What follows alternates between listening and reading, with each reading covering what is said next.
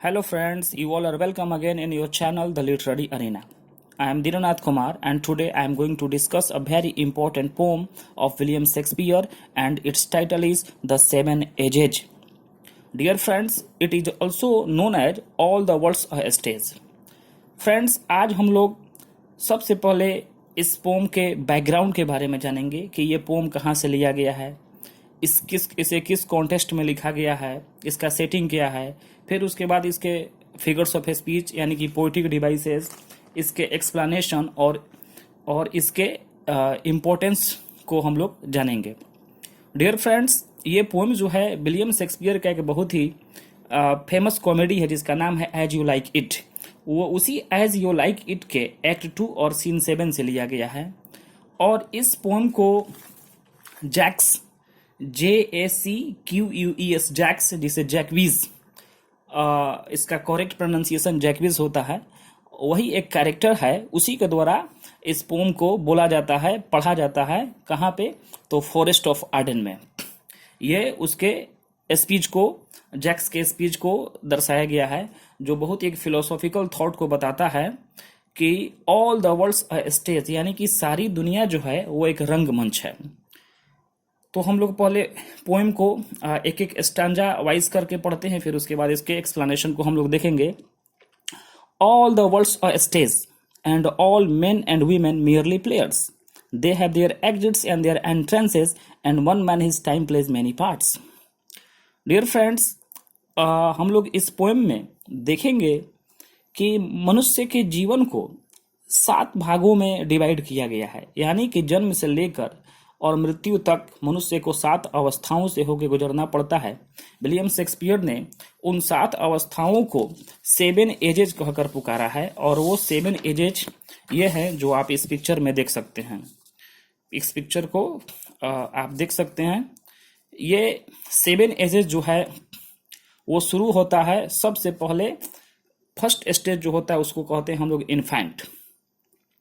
Second stage जो होता है वो होता है चाइल्ड या स्कूल बॉय। थर्ड स्टेज एक होता है लवर का। फोर्थ स्टेज होता है एक सोल्जर का। और उसके बाद फिफ्थ स्टेज जो होता है वो होता है एक जस्टिस का। सिक्स्थ स्टेज होता है एक ओल्ड मैन का। और सेवेंथ स्टेज जो होता है वो एक्सट्रीम ओल्ड मैन का होता है, जिसे ऑब्लिवियन भी कहते हैं। यानी कि 7 एजेज में हमारे मनुष्य के जीवन को, हमारे जीवन को विलियम शेक्सपियर ने डिवाइड किया है। अब हम लोग जानेंगे कि इस पर्टिकुलर एज में, पर्टिकुलर पीरियड में इसके क्या कैरेक्टरिस्टिक्स होते हैं, इंसानों में कौन कौन से परिवर्तन होते हैं, और उनके बारे में हम लोग डिस्कस करेंगे। ये पोएम जो है मानव जीवन की सच्चाई को व्यक्त करता है, तो हम लोग इसे पढ़ते हैं। All the world's a stage, Shakespeare साहब कहते हैं कि ये सारी दुनिया जो है एक रंगमंच है। And all men and women merely players, और जितने भी यहाँ पे पुरुष और महिलाएं हैं ये प्लेयर्स हैं। Players means actors. They have their exits, exits का मतलब यहाँ पे हो गया डेथ से, एंड देयर एंट्रेंसेस, और एंट्रेंसेस का अर्थ यहाँ पे हो गया लाइफ से, यानी कि बर्थ से। यानी कि इस धरती रूपी, इस पृथ्वी रूपी रंगमंच पे सभी पुरुष और महिलाएं जो हैं जन्म लेते हैं और अपने पार्ट को प्ले करके वो मर जाते हैं, वो इस धरती को छोड़ के चले जाते हैं। And one man his time plays many parts, और सबसे इम्पोर्टेंट बात ये हो गया कि इंसान जो है वो एक बार में बहुत सारे रोल्स को प्ले करता है।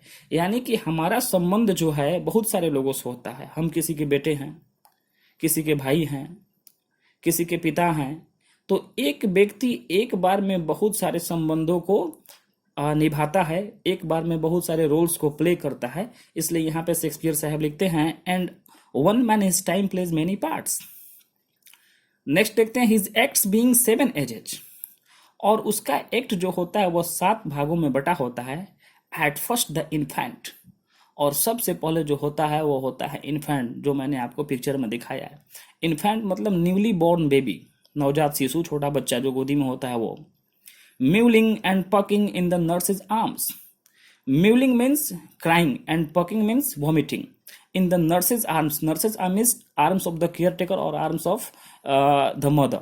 यानी बच्चा अपने माँ के गोदी में या जो भी उसके केयर टेकर होती हैं उनके गोदी में वो म्यूलिंग करता है, यानी क्राइंग करता है, रोता है, चिल्लाता है, और उनके गोदी में वो उल्टी भी कर देता है, वॉमिटिंग भी कर देता है। तो ये जो हो गया इन्फेंट का ये कैरेक्टरिस्टिक है, यानी कि इन्फेंसी में बच्चे ऐसे करते हैं। Then the whining school boy with his satchel. और उसके बाद जो सेकेंड स्टेज होता है वो स्टेज होता है एक स्कूल बॉय का, with his satchel. Satchel means school bag. And shining morning face, चमकता हुआ उसका सूरज की तरह चमकता हुआ चेहरा होगा। क्रीपिंग लाइक स्नेल, क्रीपिंग मतलब जैसे स्नेल रेंगता है, घोंघा रेंगता हुआ धीरे धीरे, अनविलिंग रेंगता है, वैसे ही बच्चा जो है उस अवस्था में स्कूल जाना नहीं चाहता है। He doesn't want to go to school, unwillingly to school. And then the lover. और थर्ड स्टेज जो होता है वो होता है लवर का। हम लोग अभी यहाँ तक अनविलिंगली टू स्कूल, यहाँ तक पहले इस फुल स्टॉप तक बात करते हैं फ्रेंड्स। इस फर्स्ट लाइन को हम लोग जब देखते हैं ऑल द वर्ल्ड्स का स्टेज, तो ये फर्स्ट लाइन जो है वो एक मेटाफर का एग्जाम्पल है। Metaphor, METAPHOR, metaphor. और मैंने मेटाफर पर वीडियो भी बनाया, आप देख सकते हैं कि metaphor is a figure of speech, stands for an implicit form of comparison is made between two different things or feelings. In this figure of speech, the real meaning is different from the literal meaning of the words. All the words are stage, यानी कि यहाँ पे comparison किया गया है और बताया गया है कि सारी दुनिया जो है एक रंगमंच है, यानी दुनिया का कंपैरिजन जो है रंगमंच से किया गया है, तो ये एक मेटाफर है। और नेक्स्ट हम लोग देखते हैं इसमें कि एंड देन द लवर। और थर्ड स्टेज जो होता है वो होता है एक लवर का होता है। इसके पहले मैं बता दूं, यहाँ पे क्रीपिंग लाइक स्नेल लिखा हुआ है, तो ये जो है जहां एज और लाइक का यूज होता है वो होता है सिमली। तो ये हो गया फ्रेंड्स सिमली, एक और फोनेटिक डिवाइस यहाँ पे मिल गया। आगे बढ़ते हैं, एंड देन द लवर। और थर्ड स्टेज जो होता है वो होता है एक लवर का। Saying like furnace. फर्नेंस होता है, हम लोग भट्टी को फर्नेंस कहते हैं। तो भट्टी को जैसे चलाते हैं मेटल को मेल्ट करने के लिए, तो भट्टी को चलाते हैं तो भट्टी से जैसे आहें निकलती हैं, सांस निकलता है, हवा निकलता है, वैसे ही जो है एक लवर जो है वो आह भरता है। क्यों? अपनी प्रेमिका की याद में। With a woeful ballad, woeful मतलब sad ballad, made to his mistress eyebrow. और वो जो है अपनी प्रेमिका की आंखों में चमकना चाहता है, अपनी प्रेमिका के करीब रहना चाहता है। तो इस थर्ड स्टेज को हम लोग लवर से कंपेयर किया गया है। थर्ड स्टेज जो होता है वो लवर का होता है। देन अ सोल्जर, फिर उसके बाद जो है उसे मनुष्य के जीवन को एक सोल्जर की तरह दिखाया गया है, फुल ऑफ स्टैंड ओथ्स। वो बड़ी बड़ी ओथ्स लेता है, शपथ लेता है, बड़े बड़े वादे करता है। And bearded like the pard. Pard means leopard और पैंथर, चीता या तेंदुआ। ये पार्ड से कंपैरिजन किया जाता है। जैसे तेंदुआ जो होता है वो किसी से डरता नहीं है। Actually pard is the symbol of fearlessness. ये जो है किसी से डरता नहीं है।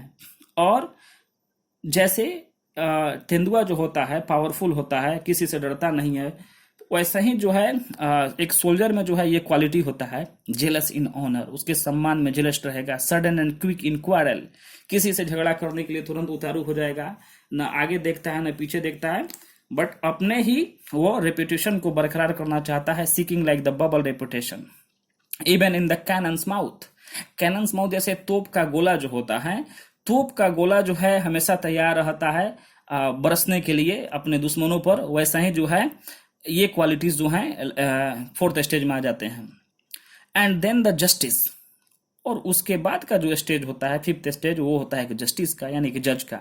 इन फेयर राउंड बेली, जो हम लोग जज को देखते हैं उनका पेट जो है, बेली मतलब स्टमक, आउटर स्टमक, वो बाहर निकला हुआ होता है। With good cap and line, with eyes severe and beard of formal cut.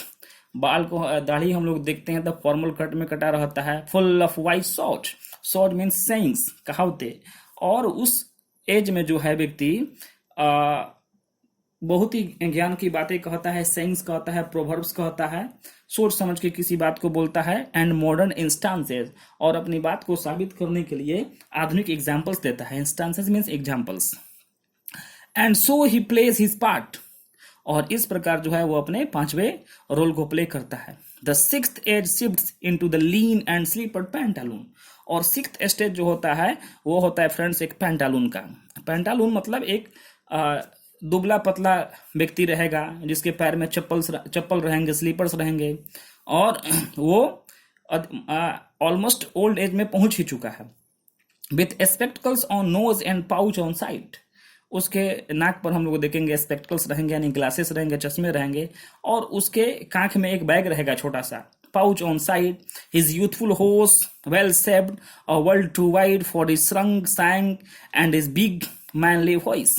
और उसका आवाज जो है उसका वॉइस जो होगा, उसका पिच जो होगा बहुत ही ज्यादा होगा। Turning again toward childish travel, pipes and whistles in his sound. और जब वो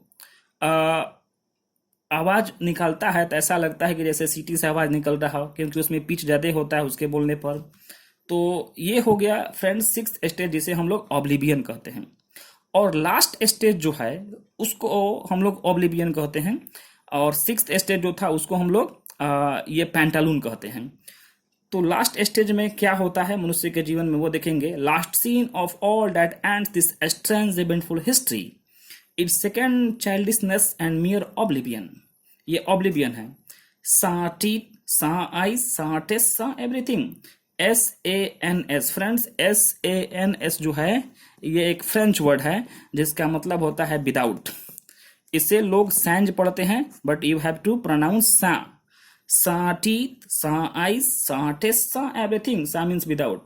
तो हम लोग सेवेंथ स्टेज में देखते हैं कि इस उम्र में जो है मनुष्य के जीवन में बिल्कुल ही परिवर्तन हो जाता है, और वो जो है एक तरह से सेकेंड चाइल्डिशनेस है। यानी कि जैसे फर्स्ट स्टेज में बच्चा था, उसे किसी भी चीज का होशो हवास नहीं था, वो अपनी माँ के गोद में क्राइंग करता था, म्यूलिंग करता था, पकिंग करता था। वैसा ही लास्ट स्टेज में जो व्यक्ति होता है वो जिस जगह पर रहता है अपने बेड पर म्यूलिंग कर सकता है, पकिंग कर सकता है, यूरिनेट कर सकता है।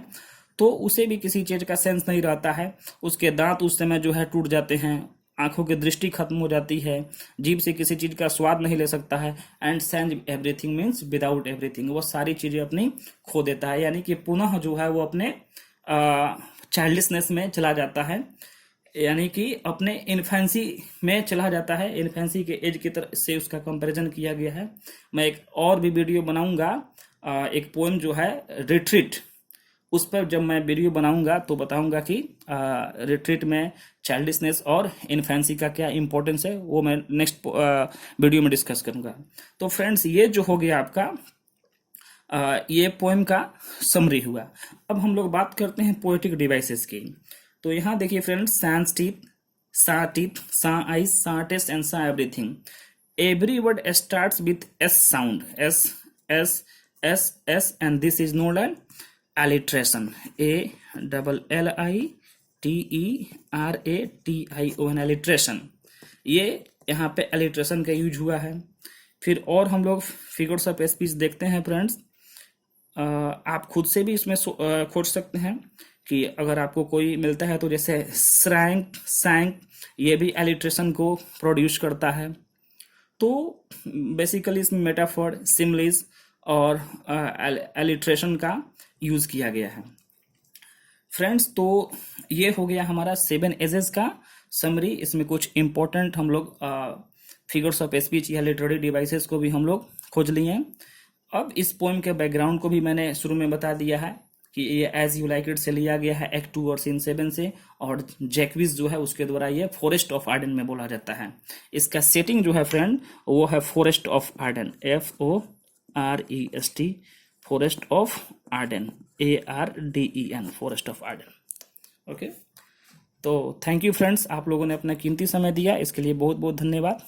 कृपया मेरे चैनल को सब्सक्राइब करें, वीडियो को अधिक से अधिक शेयर करें, और अगर किसी दूसरे टॉपिक पे आप वीडियो देखना चाहते हैं तो आप मुझे कमेंट बॉक्स में कमेंट करें, मैं ज़रूर उस टॉपिक पे वीडियो बनाऊंगा। Thank you very much. Thank you friends.